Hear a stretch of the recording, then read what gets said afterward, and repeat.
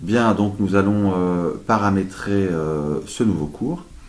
Donc pour paramétrer ce nouveau cours, allons dans Paramètres et dans la partie Propriétés et fonctions du cours. Dans cette partie qui ressemble beaucoup avec un peu plus de détails à la fenêtre de création du cours, je vais pouvoir renommer mon cours, par exemple donc SVT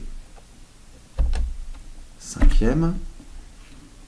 Le code du cours, vous n'avez pas à le rentrer. Les points à acquérir non plus. L'organisation, on en a parlé tout à l'heure.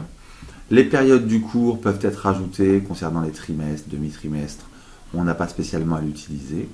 Les fonctions vont faire apparaître dans le menu de gauche si elles sont cochées.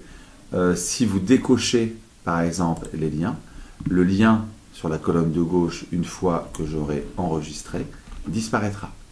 Donc on peut choisir certaines des fonctionnalités du cours en fonction de l'objectif du cours. Il n'est pas obligé d'avoir toutes les fonctionnalités activées.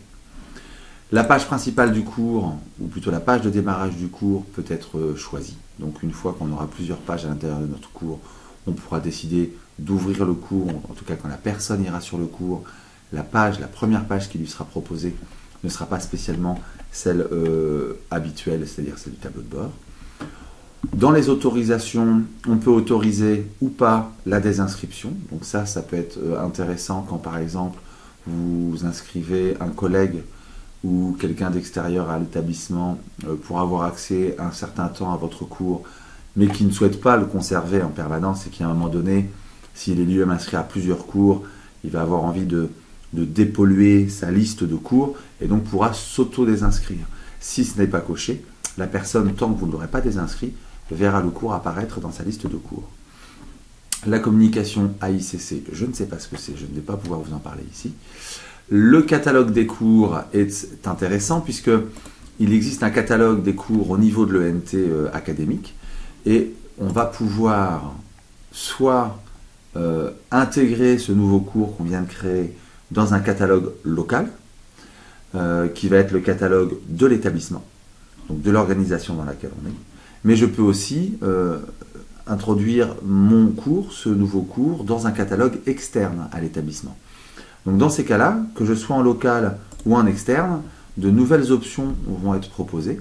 En particulier, je vais avoir la partie inscription qui apparaît, puisque on va pouvoir, au lieu d'inscrire nous-mêmes les élèves de force, entre guillemets, l'élève va pouvoir soit déposer sa candidature pour suivre un cours. Ça pourrait très bien être le cas, par exemple, d'un club. Je pourrais créer un cours club informatique dans lequel l'élève qui a envie de s'y inscrire propose sa candidature, mais c'est moi qui vais la valider. La deuxième chose, ce serait de pouvoir s'inscrire librement. Donc un cours à accès libre où n'importe quel élève peut venir s'y inscrire et bien évidemment se désinscrire. Je peux aussi décider du nombre maximal de places disponibles. Donc ici, on va rester dans une configuration très classique. Et enfin, les modèles, c'est intéressant, en particulier pour ceux qui ont des cours qui se ressemblent beaucoup dans leur organisation. Par exemple, un cours qui serait toujours racine du cours, puis des chapitres, 5 chapitres par exemple différents, avec ensuite, pourquoi pas, d'autres sous-dossiers, évaluation, ressources, et que l'enseignant a choisi de faire tous ses cours sur ce même modèle. Il peut tout à fait créer un modèle vide, l'enregistrer comme modèle, et le partager avec les personnels de l'établissement ou même carrément avec une organisation supérieure, voire même avec l'éduc de Normandie tout entier. Donc une fois que le paramétrage est fait, on peut enregistrer. Donc on voit ici que le titre de mon cours a changé, que la racine aussi, le dossier racine de mon cours a bien pris le même titre que celui du cours, et on n'a pas encore regardé les onglets qui sont proposés à côté de l'onglet description, que ce soit celui contenu, objectif, organisation ou évaluation, permettent en fait ici d'y intégrer des remarques qui permettent d'avoir plus de renseignements concernant votre cours. Je n'ai jamais, pour ma part, rempli aucun de ces 4 onglets.